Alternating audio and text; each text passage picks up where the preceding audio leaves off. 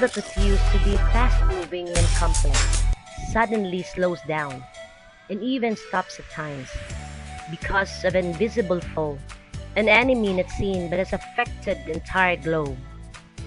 In the Philippines, the COVID-19 was first felt in Metro Manila, with the first case recorded in January 30 this year, involving a Chinese female national, and the country's first local transmission on March 7, 2020.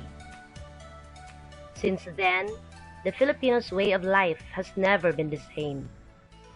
National and local government then made declarations of emergency, closure of schools and public meeting places, lockdowns, and other restrictions intended to slow down the progression of the virus. One of the most affected sectors is the education department. Schools are forced to cut short the school year that was about to end.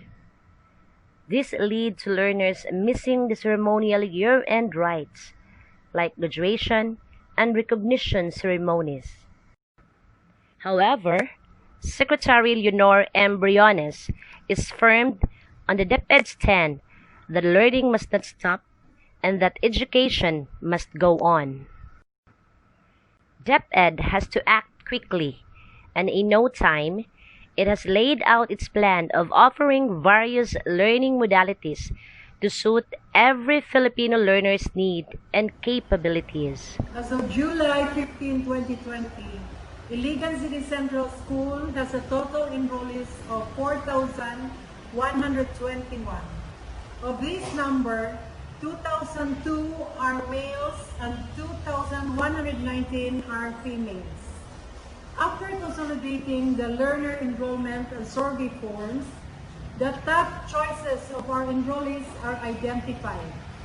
1,469 choose online learning modalities, and 1,438 choose modular learning modality.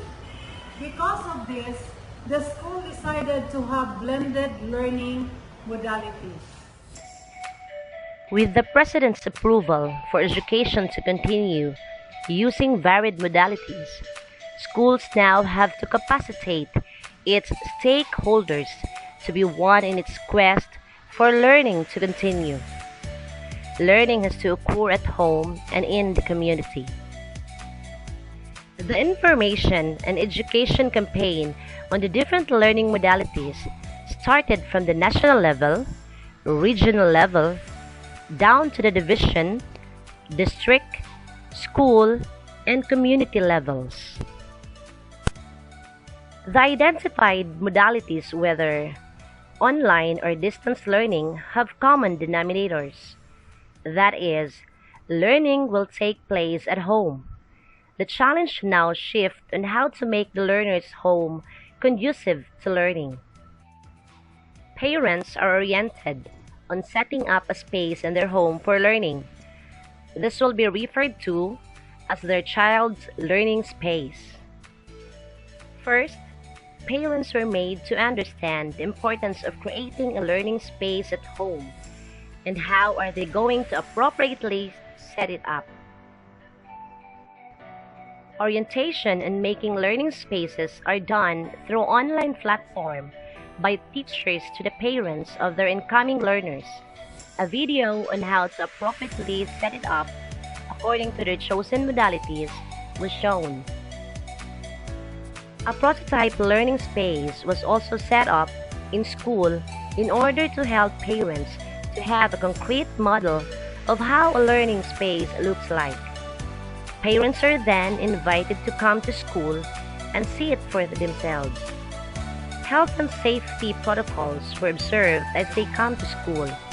Their coming to school is also on schedule to avoid overcrowding. The following are the salient features of a good learning space. It is a clean, simple place for a child to explore and be creative. It is just big enough for learning and not for other activities like play and hobbies. It is a consistent or fixed area of the house and should not be transferred from time to time. It is visually stimulating based on the personality of the child, but not too visual. It is well lighted and well ventilated. Plants may be added for that clean, comfy feeling.